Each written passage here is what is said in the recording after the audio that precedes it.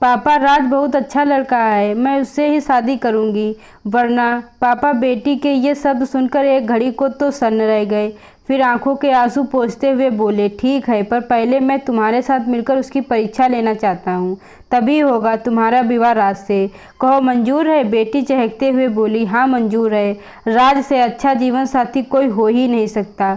वो हर परीक्षा में सफल होगा। आप नहीं जानते पापा राज को। अगले दिन कॉलेज में नेहा जब राज से मिली तो उसका मुंह लटका हुआ था। राज मुस्कुराते हुए बोला, क्या बात है स्वीट हार्ट, इतना उदास क्यों हो? तुम मुस्कुरा दो वरना मैं अपनी जान दे दूंगा। नेहा झुलझुलाते हुए बोली, राज मजाक छोड़ो, पापा ने हमारे विवाह के लिए इनकार कर दिया है। अब क्या होगा? राज हवा में बात उड़ाते हुए बोला, क्या होगा?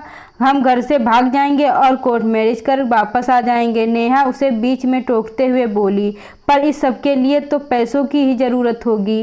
क्या तुम मैनेज कर लोगे? ओह बस यही दिक्कत है। मैं तुम्हारे लिए जान दे सकता हूँ, पर इस वक्त मेरे पास पैसे नहीं हो सकता है घर से भागने के बाद हमें कहीं होटल में छिपकर रहना पड़े। तुम ऐसा करो, तुम्हारे पास और तुम्हारे घर में जो कुछ भी सोना चांदी नकदी तुम्हारे हाथ लगे तुम ले आना। वैसे मैं भी कोशिश करूंगा। कल तो तुम घर से कहकर आना कि तुम कॉलेज जा रही हो और यहाँ से हम फरार हो जाएंगे सपनों को सच करने के लिए। नेहा भोली बनते हुए बोली, उससे तो मेरी व मेरे परिवार की बहुत बदनामी होगी। राज लापरवाही के साथ बोला, बदनामी?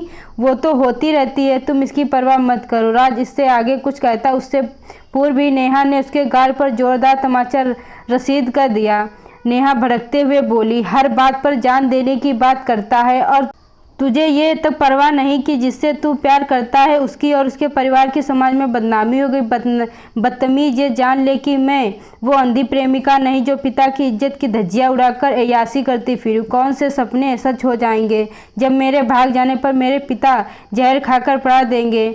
मैं अपने पिता की इज्जत नीलाम कर तेरे साथ भाग जाऊंगी तो समाज में और ससुराल में मेरी बड़ी इज्जत होगी। वे अपने सिर माथे पर उठाएंगे और सपनों की दुनिया इस समाज से कहीं अलग होगी।